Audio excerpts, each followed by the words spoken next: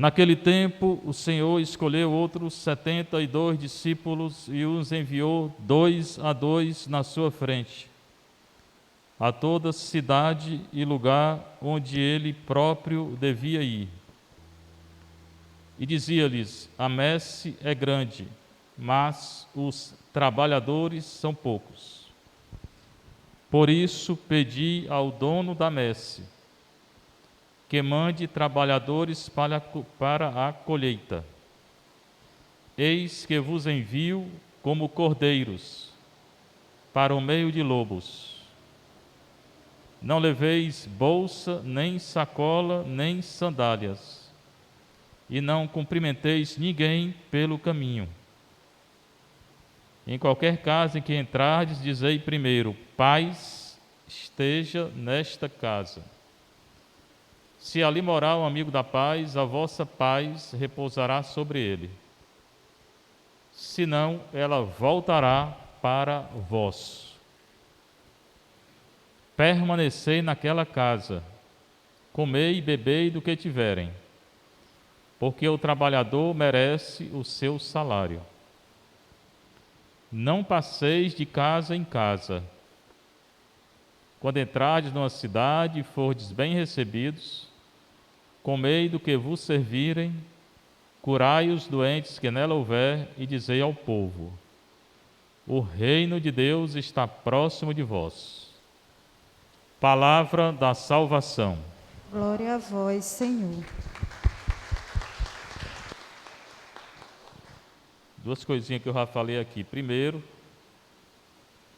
o livro tem que ficar no centro. A gente chega aqui, o livro está de banda.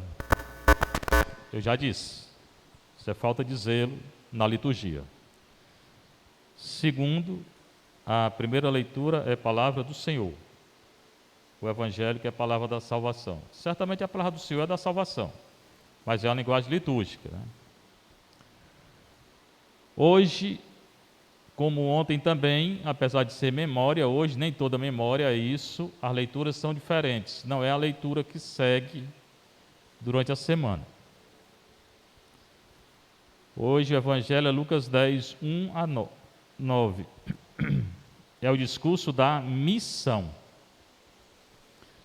Explica como é que eles faziam missão no começo da igreja. Hoje está bem diferente, né? Naquele tempo, hoje, agora, na hora que é anunciada a palavra de Deus, ela acontece. Esse é o famoso texto, anota aí, Lucas 10, 1 a 9. E que Lucas diz: o Senhor escolheu outros 72 discípulos. Cansei de falar aqui, vieram me dizer que não era não, era 12. Vou dizer de novo. O Senhor escolheu outros 72 discípulos. 12 são os apóstolos. Então, 72 discípulos. Lucas 10, 1. E os enviou 2 a 2 na sua frente. 2 a 2. Era assim que eles faziam no começo. Para um dar apoio para o outro, para ninguém se ensoberbecer, dizendo: eu curei, eu fiz isso, eu fiz aquilo. Eram 2 em 2. Iam à frente de Jesus. Geralmente é Jesus que vai na frente. Na missão, ele manda os discípulos na frente. Para onde? A toda cidade e lugar onde ele devia ir. Jesus não podia estar em todo canto, porque ele tinha se encarnado, ele tinha um corpo, né? Então ele mandou os 72. Como aqui nós temos a confraria, tem cada de missão, e nós temos que fazer essa missão também. Tem que planejar qual vai ser o dia. Porque sozinho o padre também não pode, né? De 2 em 2. Não vamos fazer assim, de 2 em 2. Aí Jesus disse para os 72, a messe é o povo que precisa ser evangelizado. A messe é grande. Hoje eu tive uma notícia, fiquei triste. Só tem notícia ruim hoje, né? O Brasil tem 214 milhões de pessoas. Sabe quantas pessoas vêm à missa no domingo? 8%. Na Nigéria é 70 e tantos por cento. Brasil, 8%, que se diz católico, vem à missa ao domingo. 8%. Tudo bem. Esse país não é mais católico, não. Eu vivo dizendo aqui. É o católico que não vai para a missa, como é que é católico? O povo daqui diz que é religioso, a pesquisa diz isso, o brasileiro diz que é religioso. Não sei o que eles entendem de religioso. Mas 8% vai à missa ao domingo, só. É até muito, eu dizia que era 10%, né? 8%. E desses 8%, quem é que vive mesmo? Aí cai mais ainda. Você vê como é que está a situação do Brasil hoje.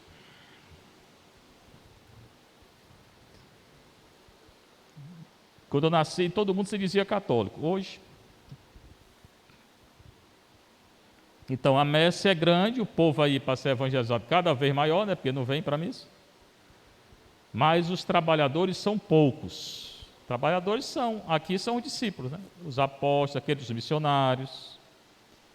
São poucos aqueles que trabalham na messe, na vinha do Senhor. Aí Jesus diz: pedi ao dono da messe. Quem é o dono da messe? O Pai.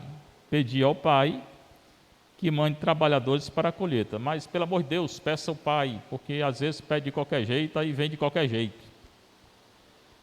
Se não é a pessoa que vai seguir mesmo no Senhor, não mande não, não venha não. E vai perturbar a igreja. E hoje tem, bocado. Querendo mudar a coisa na igreja. Era melhor que esses daí que estão querendo mudar não tivesse sido ordenado. Era muito melhor. Então que venha trabalhador, que preste, seja fiel. Porque senão não manda não, senhor. Se é para vir qualquer um, não mande não. Deixa do jeito que está. A minha oração é essa. Depois, eu vos envio como cordeiro no meio de lobo, cheio de lobo, fora e dentro. Leia o livro do Papa Bento que você vai entender. Ele fala dos lobos dentro da igreja. Né? Esse livro novo aí vai sair em português. Ele fala dos lobos que tem uma fúria assassina. Foi ele que escreveu. Ele que disse.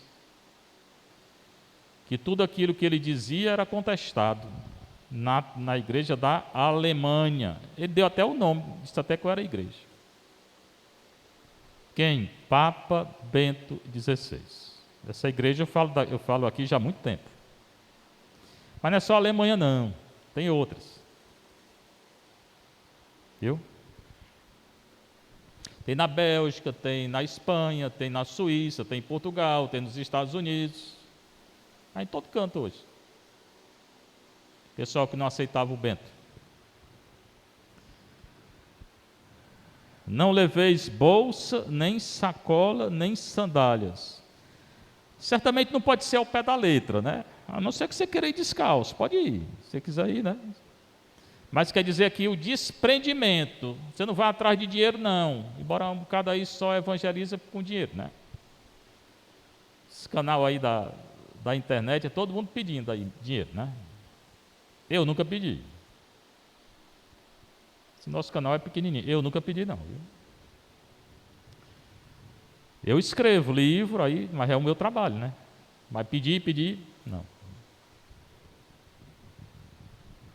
Então, o desprendimento, não querer nada para si, mas pregando o reino de Deus.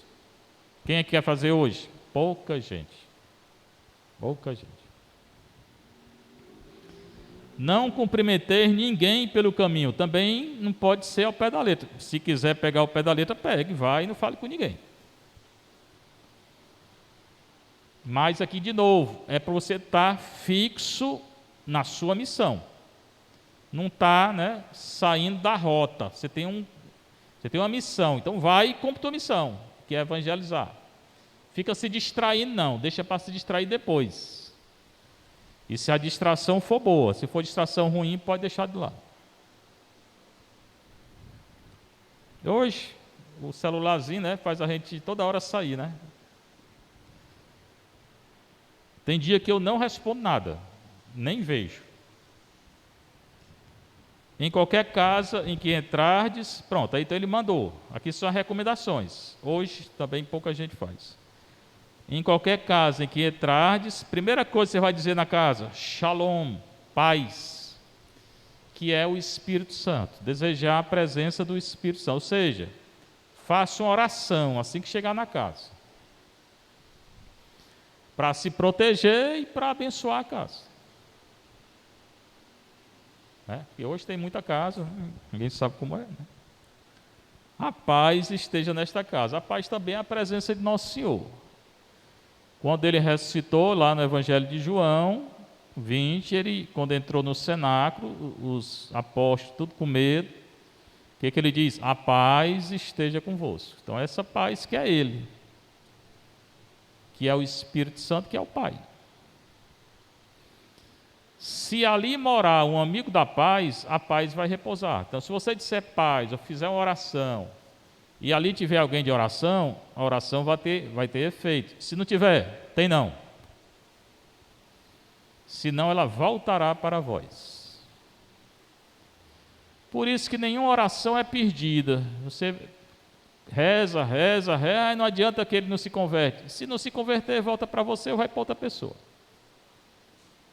Então, perdido não é.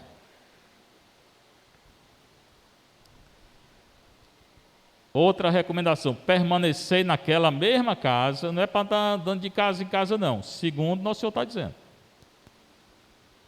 Comer e beber do que tiverem. Aqui é uma missão, você vai para outra cidade, não é aqui no bairro, a gente vai fazer no bairro, né? Aí pode sair de uma casa para outra.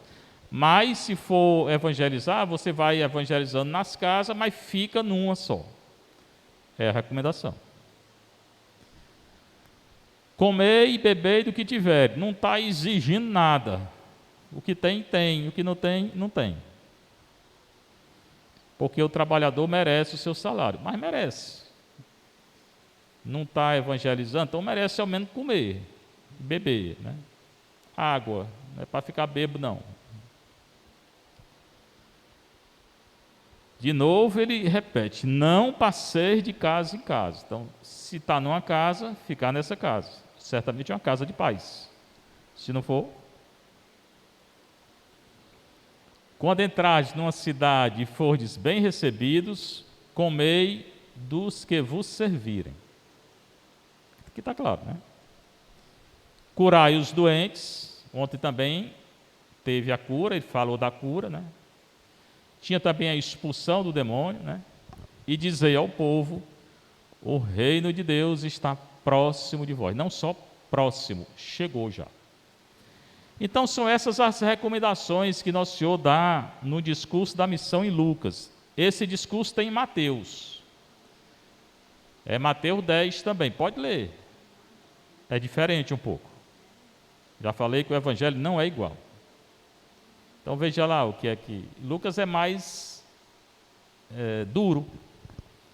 E Lucas diz assim, se vocês não forem bem recebidos, sacudi o pó da sandália de vocês. Eu já fiz isso, ao pé da letra.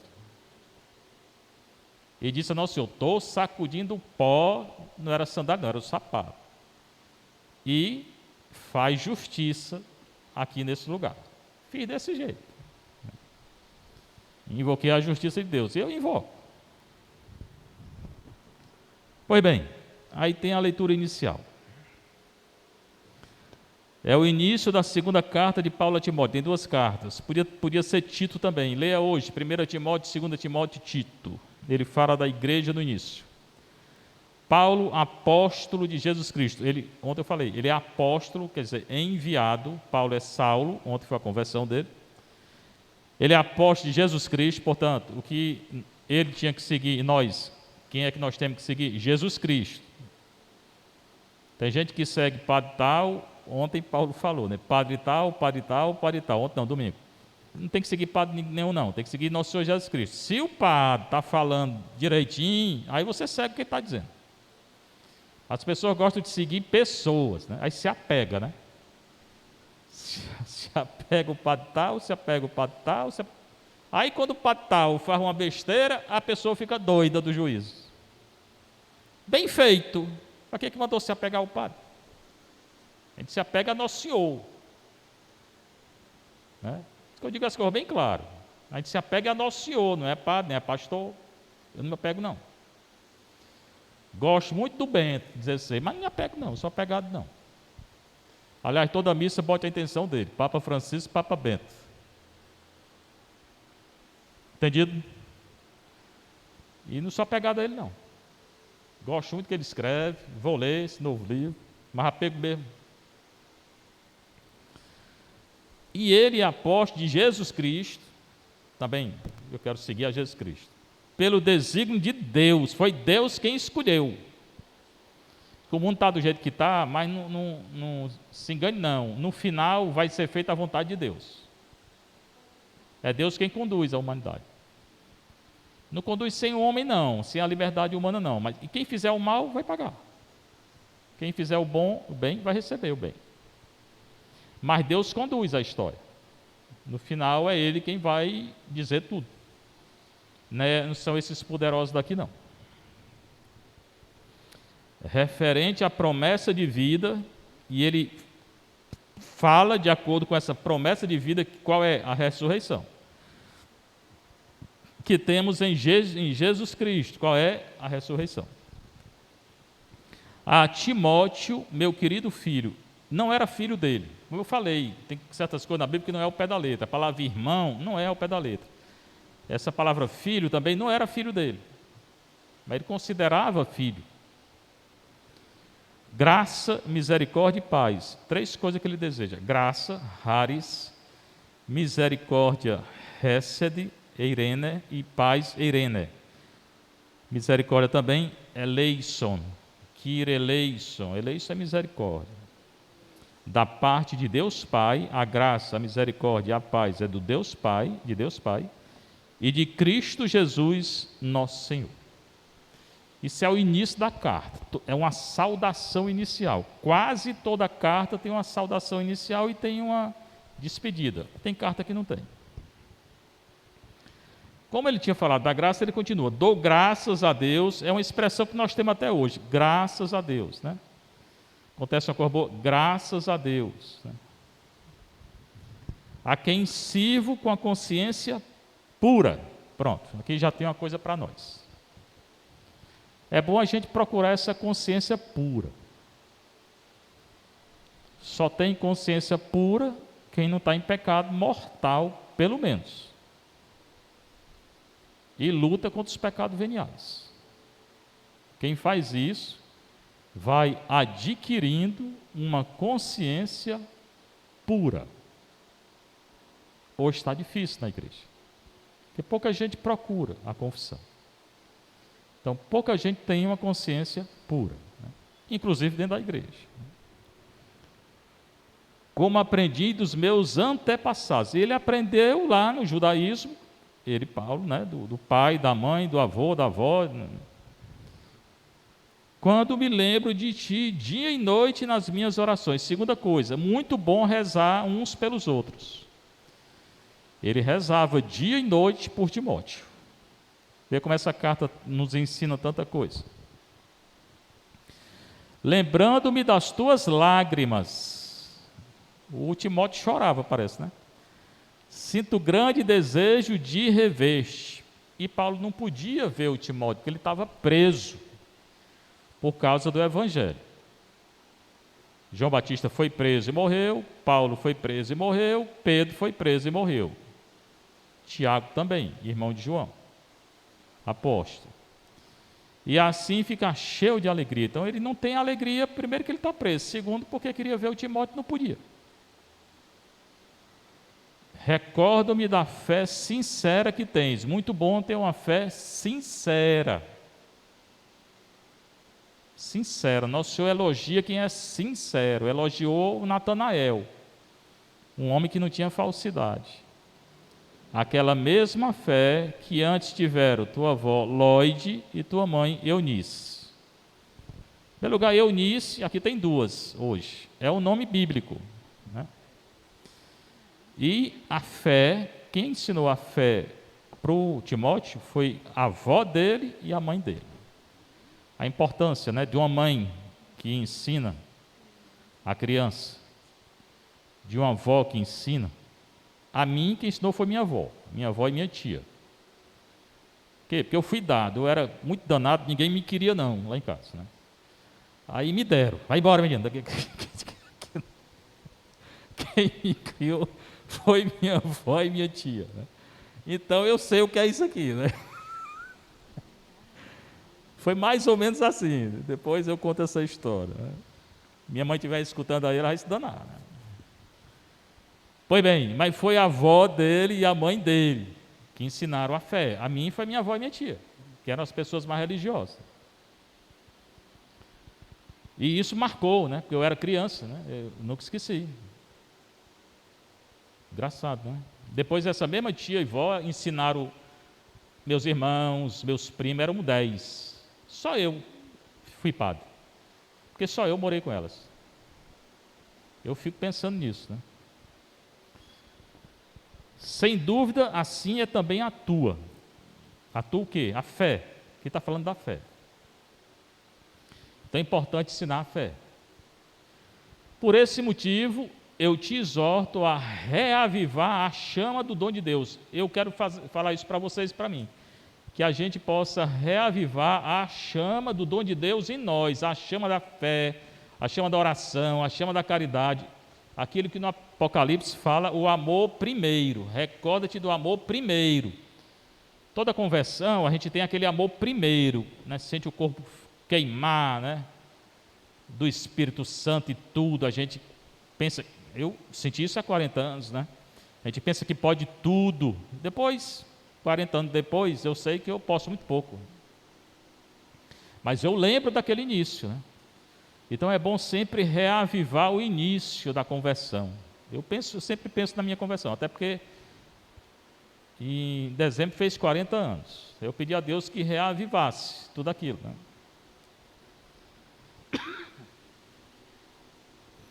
Pois Deus não nos deu um espírito de timidez. Ninguém aqui tem que ser tímido, não. Ele está falando para o Timóteo. Se está falando que Timóteo na certa era, pois não tem que ser, não. Você tem que anunciar o Evangelho com intrepidez, com coragem mesmo, olhando nos olhos e falando. Com fortaleza, que ele vai dizer. Não é nhenhenhen, não, é falando mesmo, com autoridade. Pregar o Evangelho com autoridade. Aí, o pessoal tem medo de falar de Nosso Senhor. Nesse ponto, muito protestante ganhando a gente, que eles entram nos ônibus aí com a caixa de som, gritando com a Bíblia, e os católicos calados. Deus não nos deu um espírito de timidez, mas de fortaleza, de amor e sobriedade. Sobriedade é aquela pessoa equilibrada. Então, não ser tímido, mas enfrentar e falar quando tem que falar. Não te envergonhes do testemunho de Nosso Senhor. Não ter vergonha. Os católicos têm vergonha? Nem de mim, seu prisioneiro. Aí a igreja perseguida na Nicarágua, ninguém fala nada. Mas tem vergonha de falar. Perseguida na África, perseguida em todo canto. No Brasil também, porque esse país que 8% vai para a missa, não é católico.